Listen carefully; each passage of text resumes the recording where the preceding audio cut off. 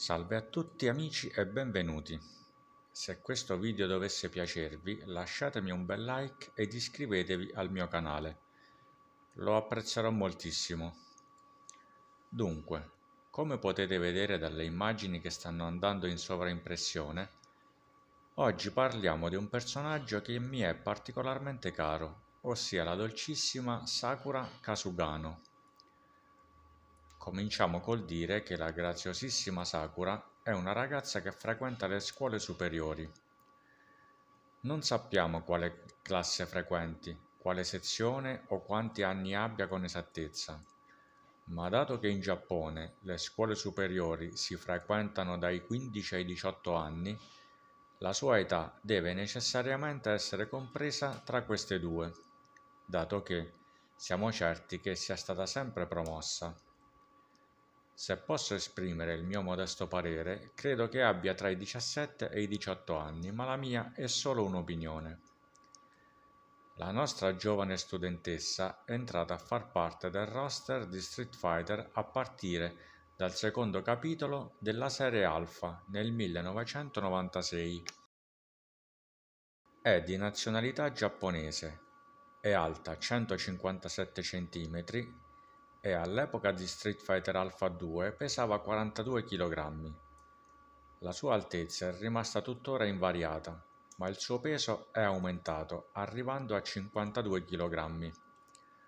Non fraintendetemi però, è sempre snella, ha solo messo su un po' di muscoli ed è diventata più donna. Le sue misure sono 80, 60, 84 e il suo gruppo sanguigno è di tipo A. Il suo stile di combattimento è nelle sue intenzioni il più possibile simile a quello di Ryu. Ama l'ora di ginnastica e il riso bianco. Odia la matematica, come la capisco, e giocare ai videogiochi con il suo fratellino, che è quello che vediamo sullo sfondo nel suo stage, in casa, proprio mentre gioca, forse proprio a Street Fighter Alpha 2. La mia non è un'ipotesi senza alcun appoggio. Infatti, se ci fate caso, il fratellino di Sakura, a seconda di come si è svolto il combattimento che avviene tra uno qualunque dei personaggi di Street Fighter e sua sorella, esprime gioia o disappunto molto chiaramente. Chissà perché a Sakura non piace giocare ai videogiochi con lui. Forse è troppo forte e finisce sempre per batterla? Chissà se lo vedremo mai entrare a far parte del roster di Street Fighter. Io non lo escludo affatto. Tornando alla nostra dolcissima Sakura e a quelle che sono considerate le sue abilità speciali nella quotidianità e non nella lotta, bisogna dire che eccelle nella lingua inglese, parlata e scritta, e che è molto brava nel preparare dei manicaretti deliziosi. Sarebbe una moglie perfetta. Parlando invece di Sakura in quanto combattente da strada, la prima cosa che dobbiamo necessariamente dire è che idolatra Ryu e che per seguire le sue orme è entrata nel mondo degli Street Fighters, non perdendo mai l'occasione di combattere contro qualcuno che reputa più forte di lei. Non c'è che dire, è davvero una ragazza molto coraggiosa. Si è impegnata a fondo nell'allenamento, tentando di replicare le mosse di Ryu, immaginando che fosse lui in persona ad insegnargliele. Però, da ragazza intelligente qual è, non si è limitata solamente a copiare. Sakura ha ben presto compreso che la sua statura, il suo peso e la lunghezza dei suoi arti erano diversi da quelli di Ryu, per cui ha apportato delle piccole modifiche alle sue mosse, per meglio adattarle alla sua più minuta corporatura. Una trovata davvero vincente, non c'è che dire. Così facendo ha dato origine a mosse che sono sì simili a quelle di Ryu, ma che allo stesso tempo ne sono piuttosto diverse. Queste differenze nell'esecuzione di alcune mosse sono state in parte volute, come detto poc'anzi, e in parte sono state dovute al fatto che la ragazza, vedendole eseguire dal suo idolo, magari una volta sola, non ne aveva compresa al 100% la corretta esecuzione.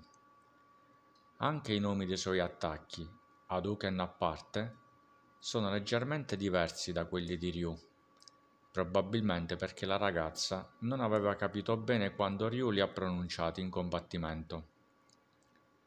Al posto di Shoryuken, lei grida Shouken, e al posto di Tatsumaki Senpukyaku, lei grida Shunpukyaku.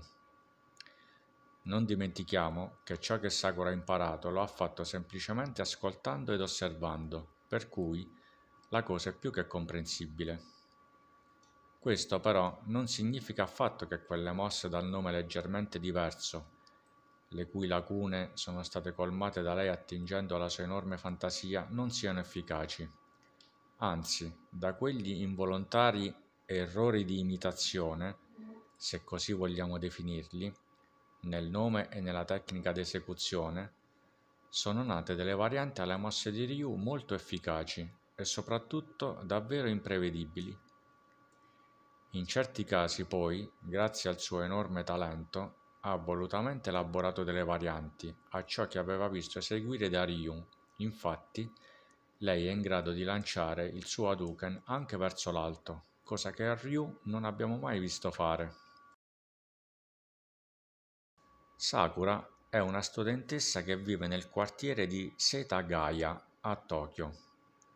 Un bel giorno, passeggiando lungo le strade del suo quartiere, vide Ryu combattere. Non ci è dato sapere contro chi.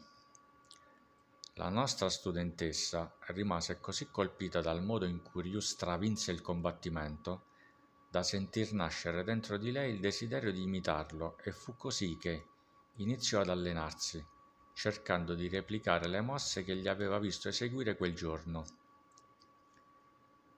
Cercò di copiarlo anche in alcuni particolari del suo abbigliamento, come la fascia allora bianca che Ryu portava legato all'altezza della fronte e nei suoi guanti rossi da combattimento.